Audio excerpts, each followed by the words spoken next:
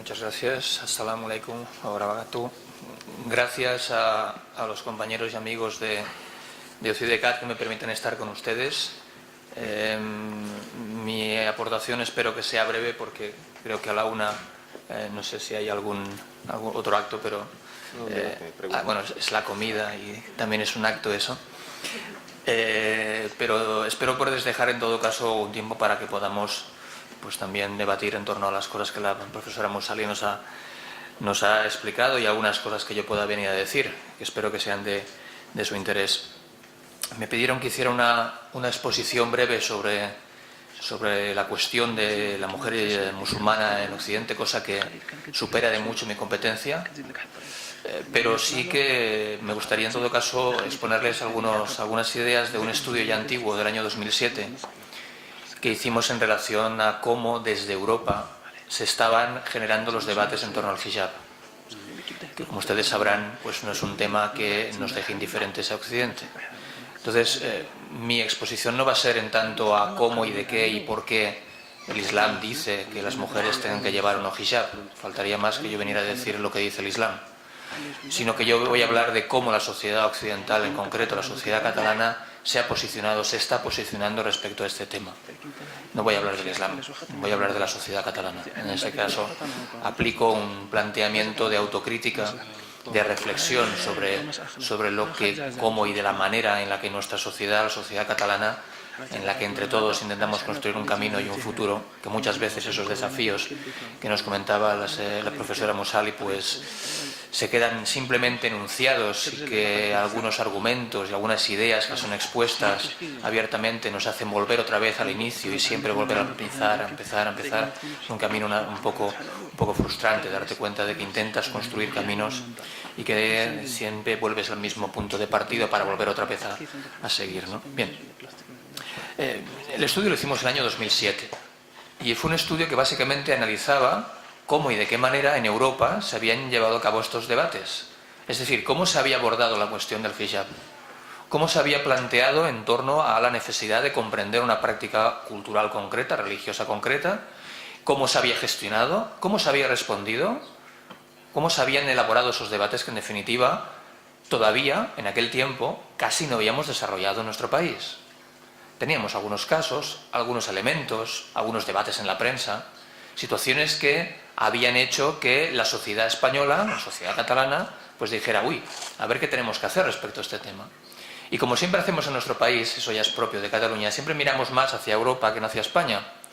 Y pensamos que muchas veces algunos de los argumentos que en Europa se plantean, a lo mejor tendremos que hacerlos aquí. Y entonces cuando ya desde una larga trayectoria estos debates se han planteado en Europa, siempre hemos dicho, ¿y aquí cómo lo tenemos este tema? Bien. Hicimos aquel trabajo con la idea de preparar el debate, con la idea de sugerir los argumentos que se habían planteado en otros países para intentar evitar corregir algunas de las derivas que se habían producido. Y desgraciadamente, no sé si podemos hacer ya un balance de que aquellas propuestas que en un momento sugerimos, tampoco tenían por qué ser escuchadas ciertamente, pues ante la evidencia de los debates que en los últimos meses han producido en Cataluña respecto al velo y respecto al niqab, han generado una situación de, a mi modo de ver, una desazón muy fuerte. Es decir, una sensación de un cierto fracaso. No de que no haya servido para nada un trabajo, sino que no hemos aprendido de lo que ha pasado en Europa y simplemente hemos reproducido lo mismo. Entonces, sobre esa idea me gustaría en todo caso plantearles algunos argumentos y lo utilizaré con algunas imágenes, que siempre se dice más que las imágenes son más explicativas que las palabras. Miren, esta foto es una foto que yo hice en mi casa, cogiendo todos los libros que había conseguido recuperar en los últimos años sobre el tema del hijab en Europa, para que tengan ustedes un poco la dimensión de lo mucho que se ha escrito y lo mucho que se plantea en torno a estas cuestiones. Es decir, definitivamente a Europa la cuestión del hijab le interroga fundamentalmente. No es un debate simplemente esporádico, no es una cuestión que se entienda superada, es una cuestión que sigue interrogando y que plantea ante todo cuestiones que todavía están por resolver.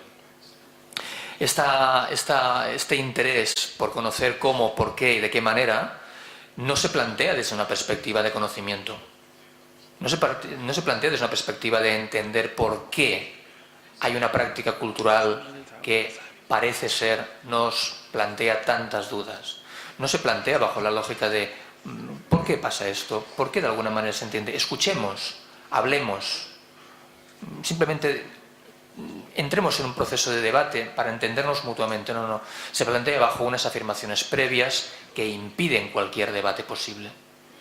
Es decir, lo que nosotros intentamos en aquel estudio plantear era la evidencia de lo que no se ha planteado. No se ha planteado nunca un debate en torno al hijab. Se ha planteado como un planteamiento, desde el punto de vista de las sociedades europeas, como algo que no se entendía y que probablemente tampoco se quería entender. Y eso ha generado que ciertamente las cuestiones implícitas que estaban en esos debates, desde el punto de vista europeo, cada vez fueran tomando más fuerza, cada vez fueran tomando más vigor, hasta el punto de llegar, por ejemplo, a situaciones y a debates en los cuales nosotros colectivos, en el momento en que nuestros prejuicios son considerados como legítimos, podemos empezar a generar una sociedad basada en ciudadanos de primera, ciudadanos de segunda y ciudadanos que no existen. Y eso es algo que no nos podemos permitir de nada de las maneras. Espero que haya sido interesante y espero sus comentarios. Gracias.